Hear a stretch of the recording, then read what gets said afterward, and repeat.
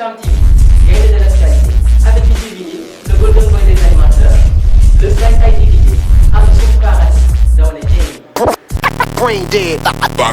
Let's go. Toute nouvelle télévision, tout nouveau numéro. Chers internautes de Sam TV, bienvenue dans Game One, l'émission qui fait la promotion de la crème underground dans l'art et de la culture. Aujourd'hui, nous allons nous intéresser à la culture urbaine. Pour accueillir sur ce plateau un jeune pétri de talent qui nous vient de la banlieue. Mais avant tout, damay ñëw ci li nga xam ne mooy liggéey bi gars yi amal tey fii nga xam ne mooy gaynde de l'actualité muy Sam TV. bañ commencé ba léegi yéen a ngi gis activité yi gars yi dañuy def job bu nice commencé ko ci DG bi ak ñi nga xam ne ñoo yor staff technique bi et tout caméraman yeeg technicien yeeg et tout maa ngi leen di gërëm di leen sant tey nag benn jeune talent laa leen indil c'est un rappeur du nom de Young Tyler. C'est un honneur et un très grand plaisir de te recevoir sur ce plateau de Sam TV. Le plaisir est partagé. bu ñu bëggee wax ne yow kan mooy Young Tyler bref. Young Tyler c'est un jeune artiste sénégalais basé à Grand Yoff. Young bi mu ngi jugee depuis Saint-Louis bu may nekk Saint-Louis dem ay 13-14 ans. dañ daan nekk école saa ñu wàccee di def ay freestyle yooyu noonu. wala ñuy bind texte suba bu ñu ñëwee di ko jaayante léegi gars yi tuddee woon ma Young. nekkul woon Young Tyler sax mais Young ni nga lañ ma doon wooye dem ba si biir. léegi par la suite bu ma commencé intéressé wu si musique bi affaire yoon léegi si la Tyler bi ñëwee Tyler bi TY mu ngi jóge sama tur vrai. muy Bouti Diop. mais Tyler bi am na tamit benn gars bi nga xamante ne cinéma lay yëngu damay inspiré wu trop si moom. moo tax Tyler bi ñëw boo ko boolee mu jox la Young Tyler. Young Tyler. C'est bon dégg ngeen ko noonu c'est un jeune rappeur qui vient de la banlieue il s'appelle Young Tyler. mais Young Tyler ñu gis ne bu ñu xoolee Young Tyler style am jabam dégagement am tu es un peu américain on dirait. non du ma américain sax mais c'est juste que nit ku nekk ak ni ngay solo ni nga mel mais li ngay wane nekkul loolu moo nekk sa biir xol quoi. ok donc mën nañu wax ne image américain bi lu nekk ci biir am na leneen. ok donc c'est ce qu'on va découvrir sur ce plateau de Game One à la présentation DJ Vinny yéen a ngi fi nga xam ne mooy Sam TV gaynde de l'actualité ma ñëw encore ak sama artiste yow maa ngi gis ngay def pas mal de réalisation def nga fi ay confi freestyle temps confinement bi. def nga fi ay génne nga fi vidéo sentuma ay machallah donc ñu gis ne y a du travail derrière. Qu'est-ce qui te motive? Quel est le groupe qui se trouve derrière Young Tyler? Groupe bi may motivé KNBG la. KNBG mooy sama groupe sama team lépp lu ma yëngu dañ ma siy pousse ak sama waa koñ tamit. ñu ngi jàpp si bagage yi. lépp lu ma soxla rek fépp fu ma mënta jaaxle su ma tourné rek. même su ma naroon bàyyi sax su ma tourné xool leen rek day tax ma gën a motivé wu. yoon bi métti na trop mais. ñoom ñooy sama source de motivation quoi ñoom ñooy tax may gën a dolli su ma defee benn yéem a dolli bu mu gën a bëri bu ko defee ñoom lu ñu wax rek bu ñu apprécier ma gën a dolliwaat suñu apprécier wul ma tas lépp defaraat dem ndànk-ndànk di déglu seeni conseil dem ndànk-ndànk ñi nga dégg ñi dem ci kaw yëpp ñu nekk ci kaw yëpp autant pour moi ils ont fait comme toi dañoo rampé ba am lu ñu am dégg nga dëkk Grand Yoff mu am benn superstar bu fa nekk mu nekk benn banlieue boo xam ne gis nga nu leen taxé. am na banditisme am na loo xam ne gars yi nee nañ foofu noonu kon bu ñàng la am na naankatu sàngara et tout est-ce que réellement biir Grand Yoff loolu yéen a ngi ko fay dund. man personnellement. au début mën naa ne li ngay wax ni yëpp bëri woon na fa mais léegi wàññeeku na trop considérablement léegi Grand Yoff wax dëgg fa yàlla changé na quoi.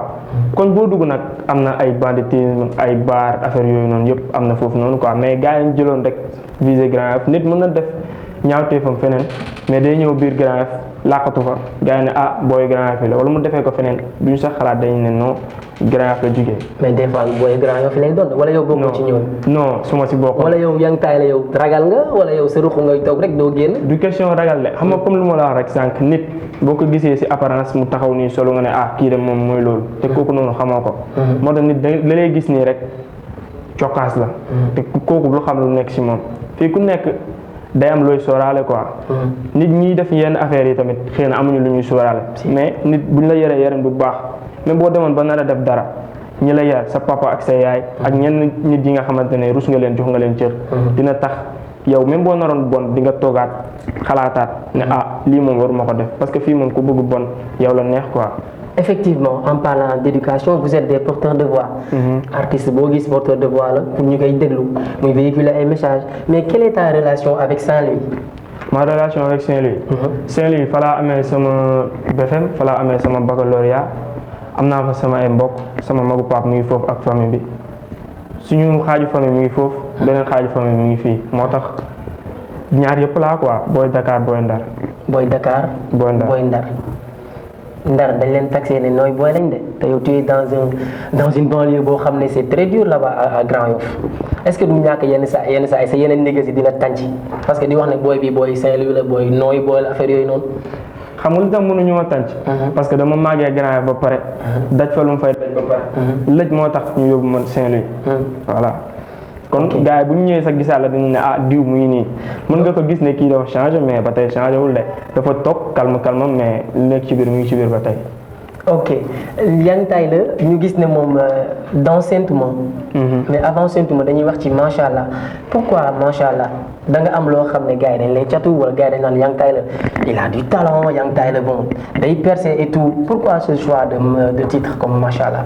balaa macha allah bi dama njëkk a génne featuring maag sama benn copain buy way afro naja comme ñoom David affaire yooyu noonu ñu dóor benn featuring bat son bi génn am yenn ko ñu naan ah booy de genre musique yi la ñuy def bu yomb bi duñu rap musique affaire de love genre yooyu noonu yàggul après Saint Ouma bi sax fi la génnee. Saint Ouma bi dafa génn après gars yi di wax naan non booy bit afro trap la ñuy jël dafa yomb léegi macha allah bi génn moo tax ñu jël macha allah parce que boo nee Saint Ouma nit ki day naan kii fu mu bëgg a waxee Saint Ouma boo ko waxee rek nit ki day ne yaa ngi koy xool quoi séntu ma moo tax boo nee séntu ma après ma ne leen macha allah quoi yaa ngi comprendre nit ki mu ngi lay séntu. mais laf cat. ok mooy loolu macha allah dafa baax ci lépp sax nag. parce que cat dafa gaaw donc mooy loolu tout le monde sait que tu as du talent il y a le flow il y a le style et tout donc voilà ça tout le monde le reconnaît suñu xoolee sa page YouTube sa compte YouTube autant pour moi dem xool kan mooy Yang Tyler dinañ gis ne y a tout daal style bi mi ngi fii jàpp bi et tout. ma gis sa clip Saint Ouma ma gis si benn peuple boo xam ne c'est benn public bu homogène. maanaam c'est composé de femmes et d'hommes. te ci biir paroles yi maa ngi dégg nga naan. taluma gel baal ma job te ñu gis ne sa clip bi si gannaaw yéen dafa da nga ma niroog benn waay boo xam ne nga bëgg jigéen. non mais góor boo bëggul jigéen góor ngay bëgg déjà loolu la mais bëgg jigéen day am fu muy yem job lañ jiital après jigéen si ginnaaw su ma nee taluma gel baal ma job damay job ba pare. mais n'empêche jigéen après dina ñëw si ginnaaw mais job bi ngay jiital. bokkoo ci rappeurs yi nga xam ne bu ñu yéegee seen jigéen ñee tax wala bu ñu gisee jigéen ñi di xam nga di am ay lu ñuy pantal di wane ne ñoom rappeur lañuy tuub. non man personnellement comme lu ma wax sama jàpp mën nga ma gis ma solo. mais li may dégager ak sama solo bi bokkul lii nii habillage kese la du dara. habillage kese la mais su ma yéegee seen li ma war a joxe lépp laa fay joxe bu jigéen a tax moo tax man su ma wàccee seen direct damay ñibbi du ma fa sax traîner su ma wàccee seen dóor du may dóor damay ñibbi. Donc c'est ça, l'habit ne fait pas le moine. Donc ce que tu fais, ça vient de ton cœur. maanaam musique expression bi nga xam ne ci xol lay jógee bu ko defee nga mën ko transmettre mu duggaat ci beneen xol. c'est très important donc ñu xuusaat ci Yang Tyler toujours. ñu ma ñëwaat ci li nga xam ne mooy sa vie intime yow nga ne 18 ans nga am bac. c'est sûr. donc à part le rap Yang Tyler ci lan lay yëngu. maa ngi def formation instant bii nii dañ ma yóbbu woon orienté woon université. mais après. xam nga université dafa bëri ay problème ak affaire yu sew moo tax ak grève yeeg yooyu noonu. ma ne pourquoi pas ma retiré wu dem def formation gën a dolli xam-xam. parce que xam-xam moom du doy quoi moo tax ma xëccu toog xalaataat bu baax ne pourquoi pas ma dem def formation moo tax ma dugg ci formation multimédia internet et communication. c'est très important en tout cas moi je t'encourage. c'est très fort donc mi ngi noonu Yang Tyler à part le rap c'est un étudiant mi ngi jàng affaire bi yéen ñi dégg ngeen ko mu waxoon noonu donc étant rappeur c'est pas parce que da nga war a nekk benn gangster wala benn genre yu noonu rappeur bon mooy loolu c'est un porteur de voix day conscientiser day véhiculer ay messages mais ma gis ne tu es trop fun par rapport à tes chansons ta manière d'écrire. des fois nga mélanger wolof bi ak français bi. pourquoi ce choix parce que nit boo bëggee évoluer nekk artiste international. foog ngay jaxase musique bi quoi parce que même bu dul dara sax am naa ay xarit yi nga xamante ne dañuy ne ma waaw booy pourquoi yow ngay dóor son olof cassette affaire yooyu noonu moo tax après bu ñu génnee gis mélange bi diñ siy gis seen bopp quoi dinañ xam ne kii basé wul dëkkam cassette musique lay def te musique nekkul benn dëkk kase koy déglu boo bëggee mu jàll foog nga moderniser ko après gars yi dinañ gën a déglu nga indi anglais bi français bi chinois sax bu ko jëlee nga dugal ko pour gars yi mën ko déglu. donc yow daal yow loolu nga feeling quoi bu nekk benn affaire boo xam ne c'est international. loolu laa gis. donc c'est très important boo gisee sax artistes yi sénégalais yi maanaam pas mal d'artistes sénégalais yi ci loolu la ñuy gën a évoluer fan yi parce que mën nga rap mën nga am lépp mais si tu n'es pas international fii ngay yem. donc on va parler le cas de Dip n'est-ce pas yéen a bokk benn fief. muy Grand Yoff. est-ce qu'il t'a une fois rapproché am nga benn contact ak Dip wala. je vais pas dire am nañ contact direct mais je peux dire que moom mooy suivre quoi mën naa wax loolu noonu du ma ci wax lu bëri parce que kii wagul quoi carrément. mais daal xam na ne yow booy am na benn booy buy toj foofu noonu mu tudd Yang Tay la ci côté. non je veux pas dire que booy bi toj parce que man damay taxale rek. mais non il faut nga ñeme ko yaa ngi toj kay yaa ngi toj Yang Tay la xam nga rek xoolal seetaanal vidéo bi et puis sax xam na sa benn vidéo boo xam ne man dama yaakaar ne sax bàyyi da nga signé ci franc-maçon yi. non sa benn face bi yaa ngi ko xaw a kii nii xam nga xaw a bandi lu noonu mais léegi kan moo qui est derrière cette réalisation. vidéo boobu noonu. sama benn copain sama big bro Cissé Design depuis sama premier son. la ñëw maa moom ñu nekk am benn link bi nga xamante ne nii loolu. xam nga rek nit ku nekk. yàlla dalay booleeg seen morom nitay garabam. macha allah kooku moom gàcce ngaalaama quoi.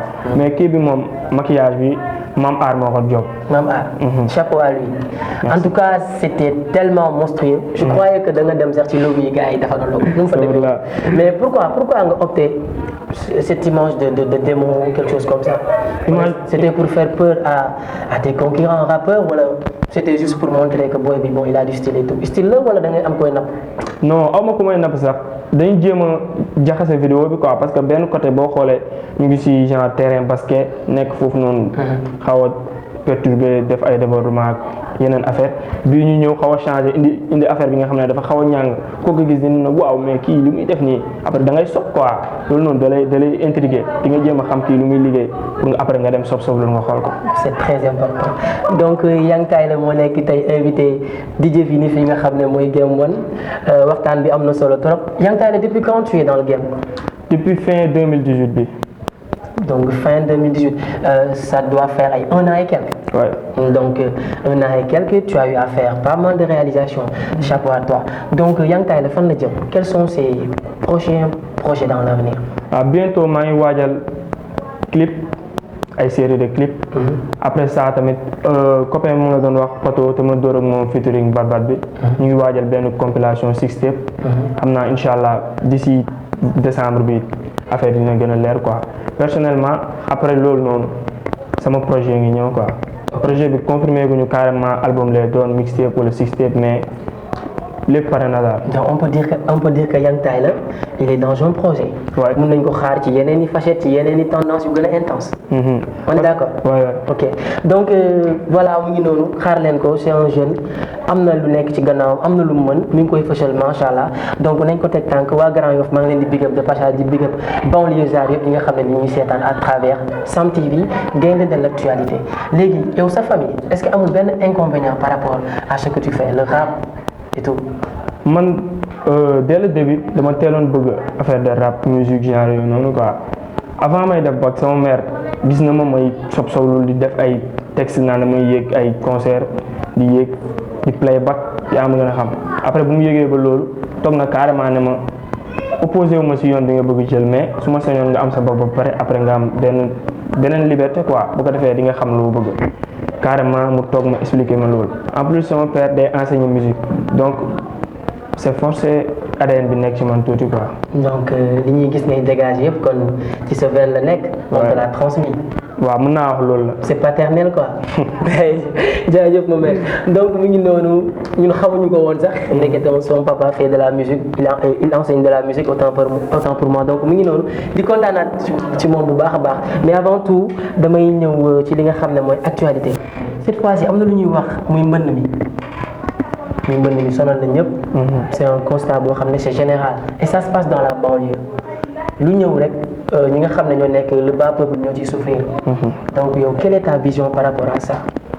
ma vision par rapport à ça. mën naa ne nit ki bul xaar état bi ñëw jàppale la toog nañ xaar nañ ba sonn ñaata artistes ñoo fi ñëw wax état bi lii defar leen talibé dëkk bi lii ba sonn ba buñ juddoo ba tey même chose lañ fi gis kon ñun bu ñu leen xaar quoi suñu biir lu ñu am ak suñu ay moyens nañ jéem a jàppale suñu bopp jàppalante entre ñun loolu bu ñu ko defee rek mënd bi dina wàññeeku quoi léegi ñoom bu ñu demee ba gis ni ñi ñu ngi jéng xëy na ñu am benn ruus sax jéem a def dara quoi. dëgg la dégg nga investissement bi dégg nga ko ils ont investi 750 milliards. loolu laa dégg mais si kaw lay yem. ci kaw lay yem. donc est-ce que loolu yow pare nga pour dénoncer ko à travers des textes et tout mal gouvernance yeeg li nga gis muy xew Afrique. président yi dañu noot affaire yooyu noonu est-ce que yow tu es un rappeur conscient wala un rappeur boo xam ne il fait que du fun.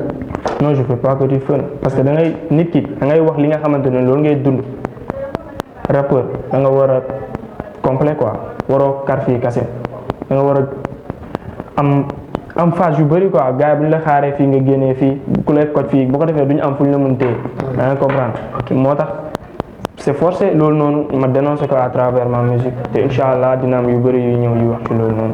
c'est très important yaa ngi tey la lay doon donc de passage maa ngi mastaw famille yi nga xam ne sinistré yi nga xam ne ndox mi laal na leen à travers ma voix Sam TV mi ngi jégalu di leen mastaw di leen wax ne bon peine bi ñu ngi koy partagé et tout adduna bi yëpp sax ñu ngi koy partagé lu métti la famille yi am na ñoo xam ne dee nañ ci il paraît que y a 6 morts donc di mastawu famille yooyu yëpp ñu attaqué beneen partie ma gis na ci say chanson nga wax ne xawma benn rappeur yaa ngi koy xoos benn rappeur am na benn rappeur bi ngay xoos lu tax nga koy xoos. ok Authentic Zeus lu tax nga koy xoos ko. pourquoi ma koy xoos parce que dafa toog carrément ne moom mooy avenir rap Galsen. moom mooy avenir rap Galsen. tu n'es pas d'accord. non je suis pas d'accord. pourquoi parce que njëkk a départ nekkul yaa njëkk a arrivé. arrivé bi la lépp di leer loolu laa am ci lu may wax. donc léegi pourquoi léegi nga xoos ko wax nga ko. daf ne avenir rap bi moom la nga xoos ko ci loolu noonu. donc tey jii nii yow nañ xaar ne authentique déggal mën a authentique yaa ngi tay la bu defee leneen loo xam ne tey jii nii comme ça nga wax benn affaire boo xam ne benn rappeur day jógee fee xoos la tamit. su ma xoosee tamit ma géré ko rek ma xoosante ko ak moom. daas nga génn. affaire bi fa teel si géem donc sax loolu moo may neex man dama bëgg géem boo xam ne day saf am ay clashante yi rappeur yëpp mënuñ nekk ay gain. clashante bi sax si la bokk mais clashante tamit jarul ay. sa yaay lii sa père lii loolu noonu moom nekkul clashante quoi loolu jaayante réew la. fekk na gars yi ñu si bëri dañuy jaawale clashante ak jaayante réew ñoo xam ne dañuy ñëw carrément clashuñu la rabuñu dañuy saaga te loolu noonu nekkul clashante genre yooyu moom doo leen tontu quoi mais ki nga xam ne da la clash à travers musique loolu day mel ni mën naa nekk concurrence da lay wan ni moom la mën yow tam nga génnee li nga wan public bi ne kii moo mën noonu affaire de beef la. si affaire de bif la te game bi sax loolu moo koy commercialisé loolu moo tax ki nga xam ne tey jii nii mi ngi téye téléphone am di supporter Dip par exemple benn ngaa ko jógee fee clash Dip léegi dina dem cliquer wax ne lii ku faral Dip wax lii donc loolu mooy tax game bi am mouvement c'est très important léegi loo gisee ñi nga xam ne tey ñëw nañ dernièrement muy ak BS ak booy yi mujjee génn te ñoo xam ne tey jii nii bon dañoo ñëw rek certes ñi ngi doon rap avant bàyyi woon jékki-jékki ñëw léegi ban aperçu nga ci am ak aussi côté musique bi ñuy def nga xam yow dans l'avenir yaa ngi taay la mën na tëll def la même chose. ak bés moom franchement lu muy def nice parce que dernièrement maa ngi gis projet am xar kanam xaw ma waaw xar kanam la mujj génnee keroog ay guddi laa ko doon kon sax mais ça se voit que musique am na ay mélange quoi parce que dóor na si yaa du français am na ay affaires yu bëri yi nga xamante ne def na ko si. loolu nag mooy gën a génne musique bi wax na sax ci société bi mooy loolu quoi te loolu noonu genre musique yooyu noonu am na yi nga xamante ne boo ko jëlee mooy gën a jëmal réew kanam quoi te yenn affaire yi nga xamante ne c'est toujours basé sur le fun ñëw affaire de gel xaalis yi tout le temps du loolu quoi tout le temps du loolu te am na booy bëri loolu rek la ñuy basé wu quoi. ok léegi yow ma gis la ci say texte. tu fais du sale. tu fais du sale toi parce que des fois boo gisee. da nga naan ay je nique ta mère di wax ay propos yoo xam ne c'est du sale on peut dire qu'est-ce qui t'a inspiré il y a un jeune artiste boo xam ne da nga koy fil il fait du sale et tu copies sur lui wala noonu la fa demee. non je copie pas mais genre je nique ta mère loolu noonu sax nekkul contexte comme genre saaga la quoi jëlee ma ko contexte saaga mais c'est juste que moo tax boo dégluwee sax son bi dañ ko def à voix basse quoi nga xamante ne lu ndaw la noonu rek benn genre. kii bu ndaw rek. mais tu l'as quand même dit. oui je l'ai quand même dit oui j'assume. donc léegi nii pour un petit frère. qui t'écoute et qui entend Yang Tyler dire je nique ta mère est-ce que tu crois que loolu noonu c'est des propos yoo xam ne artistes. carrément sax waxuma je nique ta mère dama ne.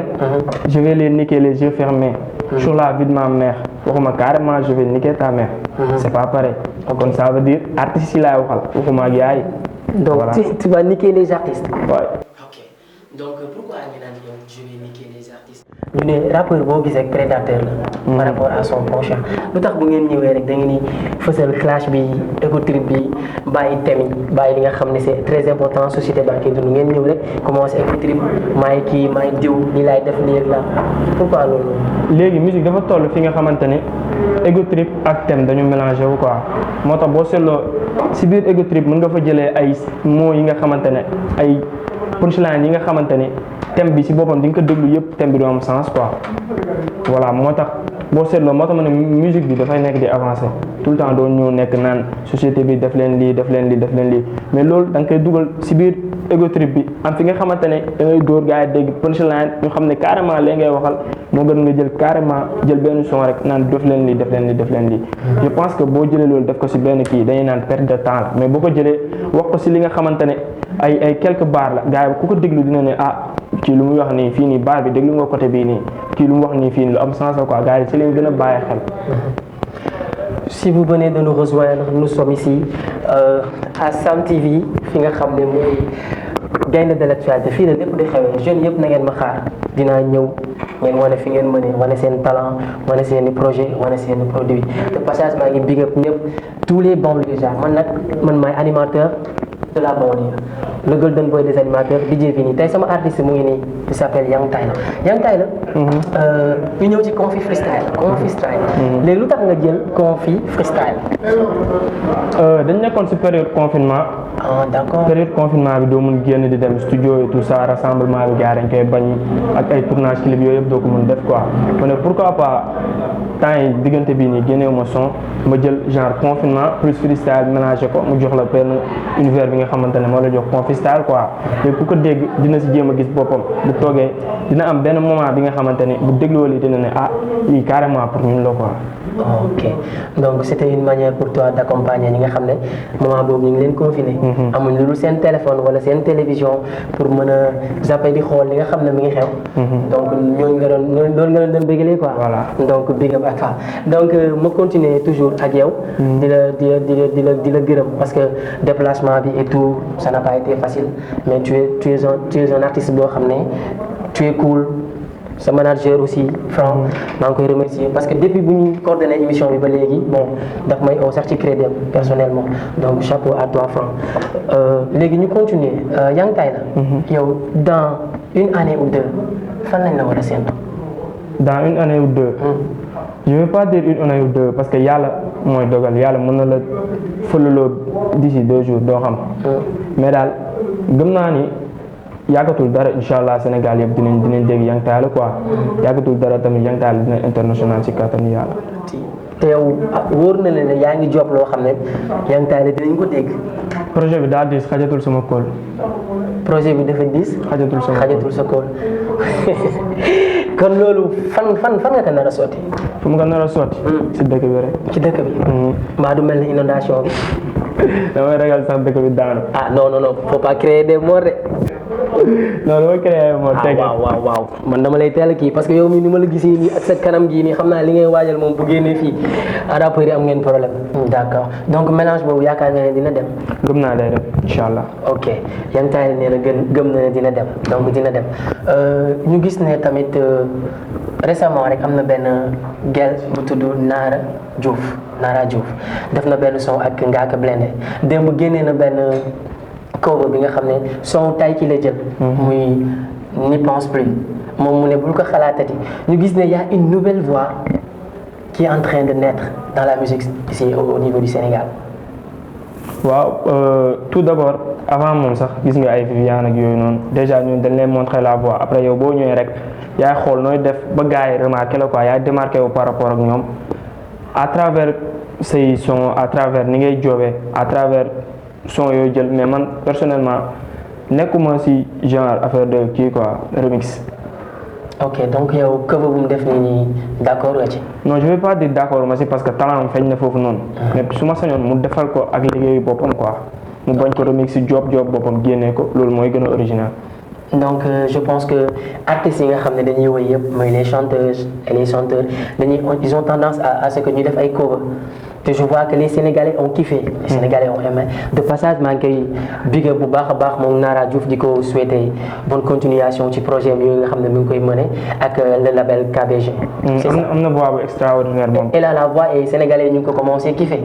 donc depuis bu mu defee sorti avec Ngaaka Blindé gars yi ñu commencé def ay écho et tout donc chapeau à toi Nara mais ñu ñëwaat tuuti si say projet yow. donc y a aucun label bu nga xam ne nii mi ngi derrière Young Tyler. je vais pas dire. am na contact ak ay label yu kii nii ay contact sérieux quoi parce que déjà amoon nañ ay contact ay link et tout ça mais dañu bëgg joobal suñu bopp ba si kanam quoi.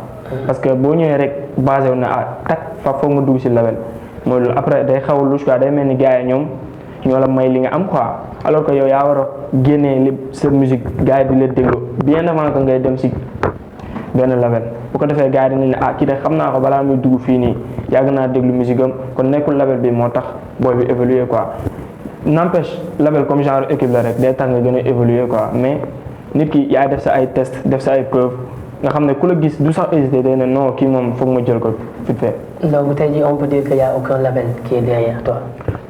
amul label boo xam ne tey jii nii gis na ce que tu fais. que y a du travail derrière. y a tout y a du talent am nga lépp ñu daw vers toi pour te produire et tout. label yi ñu ngi may suivre mais ñëwuñu pour produire ma quoi ñu ngi may suivre ñu ngi gis sama ay produits carrément maa ngi siy teg sama bët ñu ngi gis sama ay produits mais ñëwuñu ne dama lay signer affaire yooyu noonu peut-être dañuy xaar nga gën a prouver ak affaire yooyu noonu yaa ma gën a xam. te y a pas mal de labels yi nga xam ne ñu ngi nekk au niveau de Grand Yoff. Grand Yoff amul ay label ay studio ñoo fa nekk. ay studio.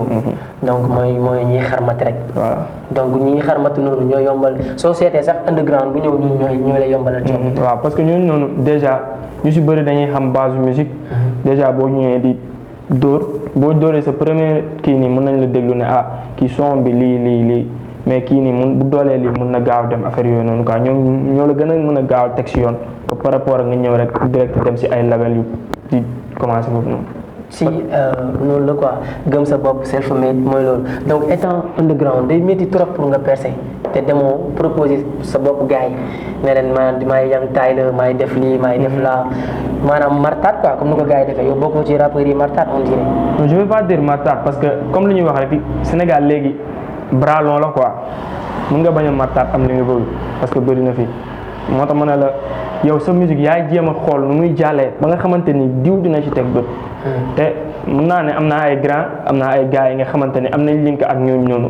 sama musique bu ñëwee ba si ñoom dinañ ko jàllale. donc macha allah ñu ngi koy def naa. donc instant bi confiance bi dañ ko jël jox ko sa gang bi non nekkul gang bi sax mais dama jël confiance bi teg ko si man ba pare mu leer ma ne li may produire su génnee kooku di ko déglu du ko nangu tee day naan non lii foog ma jéem déglu ko keneen noonu lay def ba jàll.